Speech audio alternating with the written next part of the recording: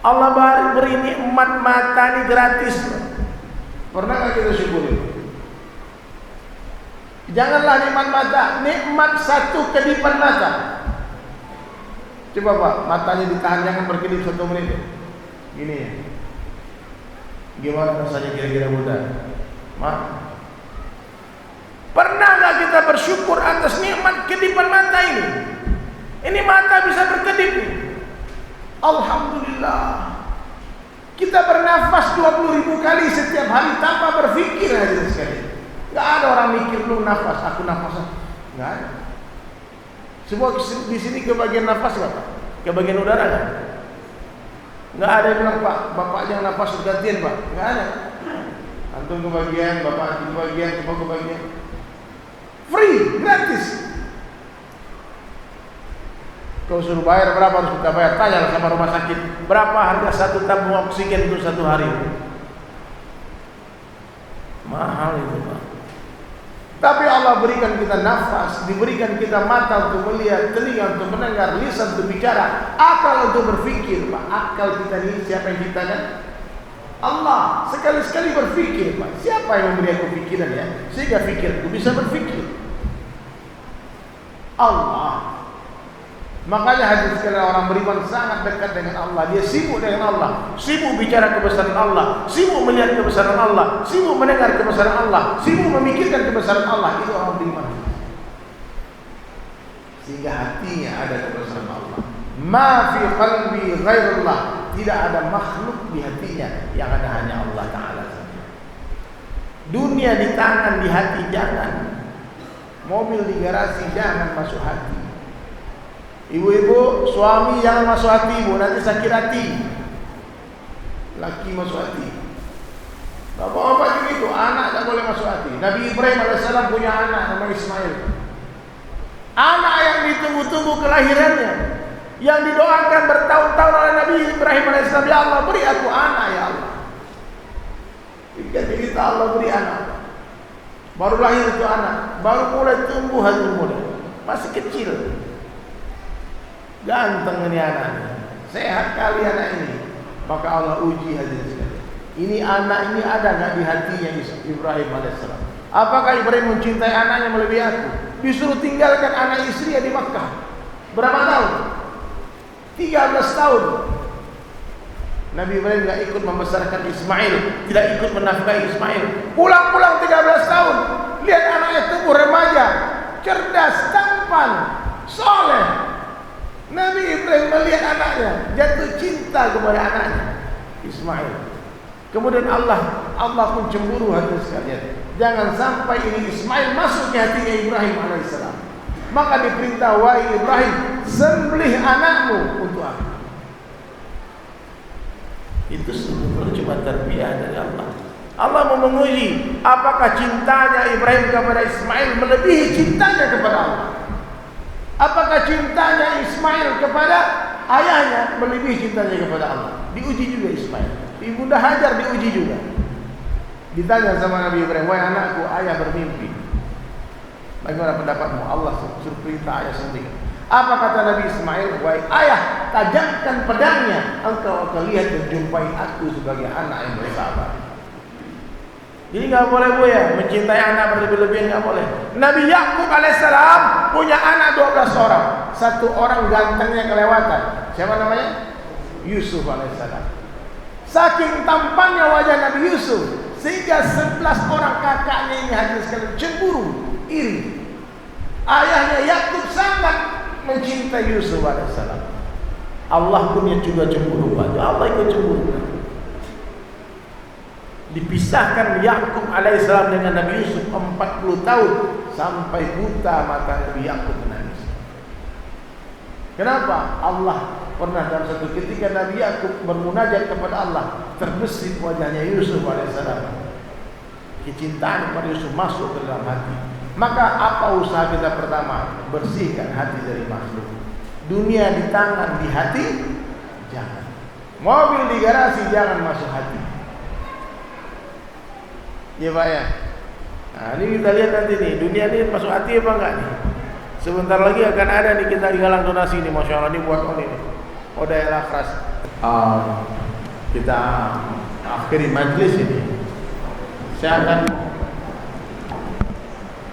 akan menyampaikan kesimpulan daripada apa yang saya sampaikan tadi. Ada beberapa hal penting, tolong diingat ya, semua kita yang hadir di majelis ini, tolong diingat. Ada beberapa ciri-ciri orang baik dalam pandangan Allah Taala. Ibu-ibu hafalkan ini bisa jadi materi dakwah kita. Ada beberapa ciri-ciri orang baik dalam pandangan Allah Subhanahu Wa Taala. Yang pertama, orang baik itu hatinya baik, hatinya bersih. Gak ada iri, hasad, dengki, gak ada dendam di hatinya. Orang baik itu. Dendam itu sifatnya iblis. Jangan sampai hadirin sekalian malaikat maut datangi tiba-tiba sementara dendam masih ada di hati kita. Maka supaya kita bisa masuk surga ada amalannya. Ada sahabat yang Nabi katakan ahlul jannah itu diselidiki oleh setelah sahabat apa amalan. Ternyata amalnya apa? Setiap malam sebelum tidur dia berdoa. Ini doanya mudah, jadi ikuti ya semuanya. Dengar suara saya, ikuti. Ya Allah, aku memaafkan semua orang yang menzalimiku. Tolong ampunkan dosa mereka. Hebat kan? Sudah dimaafkan, bukan hanya dilupakan, tapi doakan ampunan buat dia. Jangan sampai gara-gara dia menzalimi kita nanti dia masuk neraka, kasihan. Malu kita sama Rasulullah SAW yang mati-matian siang dan malam memperjuangkan umat, jangan sampai yang masuk neraka. Jangan gara-gara kita ada orang masuk neraka. Forgive and forget. Itu yang pertama, hati bersih. Syaratnya apa? Hati ada Allah, baru bisa bersih. Sangka baik, hati jadi baik. Bicara yang baik, lihat yang baik, dengar yang baik, pikir yang baik. Kemudian yang kedua, sunnah Nabi dihidupkan 24 jam, semampunya bukan semaunya. Ujung rambut sampai ujung kaki, bangun tidur sampai tidur lagi. Yang ketiga, sholat diperbaiki dengan khusyuk dan khudu'. Ilmu ditambah. Yang keempat, ilmu seperti air kata ulama hanya mengalir ke tempat yang lebih rendah. Orang tinggi hati tambah ilmunya. Kemudian berzikir dalam setiap hembusan nafas. Tawadu, apa itu tawadu? Hadirin sekalian, letakkan diri di bawah rumput. Anggap semua orang yang kita jumpai lebih baik dari kita. Hai orang tua ini lebih baik dari saya. Kenapa? Lebih duluan mereka beramal saleh dari saya, pasti pahala mereka lebih banyak daripada pahala saya. Wahai anak-anak muda, aku lebih duluan bermaksiat daripada kalian, pasti dosaku lebih banyak daripada dosa kalian. Maka katakan kalimat ini, kalau semua diikuti ya. Sebaik-baik saya, kurang keras, sebaik-baik saya, lebih baik orang lain, seburuk-buruk orang lain, lebih buruk saya. Catat kalimat. Coba diulangi.